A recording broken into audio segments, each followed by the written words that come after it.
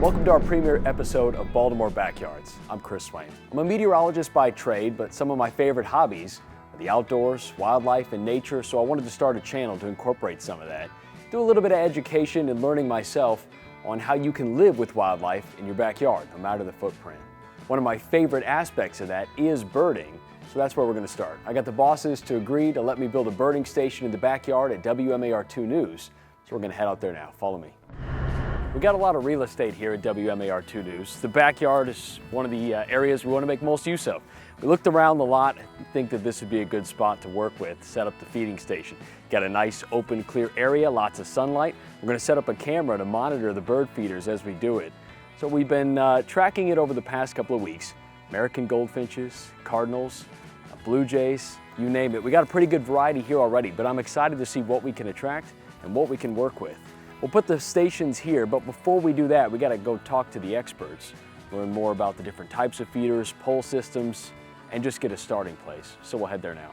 Okay, now that we picked out the spot where we want to set up our feeders and houses, we got to talk to some of the experts. So we're here at Wild Birds Unlimited in Timonium. They're going to answer all of our questions, including what kind of seed we need, what houses are best for our area, and how to keep away critters and things like that. So why don't you follow me inside?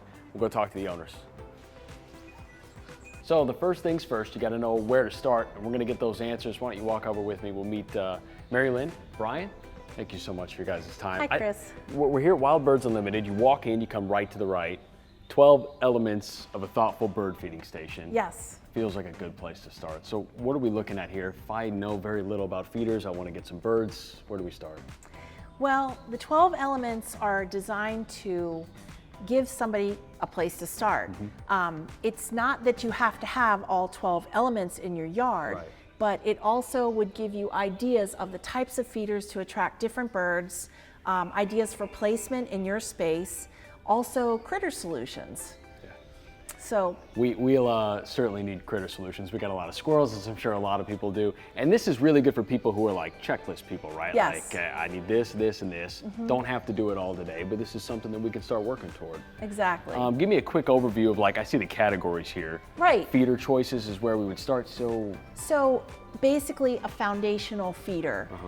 So that would be something that is the main feeder for all the birds. And in this case, right up here, you can see there's a hopper feeder as number one. Number one, yep. But just to breeze through, there's a tray feeder, like a buffet, if you will. Count me in. Yeah, a fat feeder, that would be suet. It is rendered fat and all kinds of goodies in there for the insect eaters. Yep. Then we have the finch feeder, which is right here.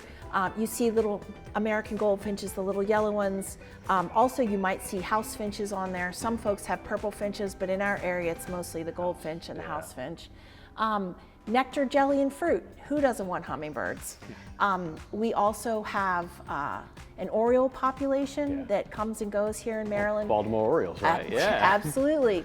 They are rather elusive, but people attract them with grape jelly, orange slices, and nectar, just like the hummingbirds.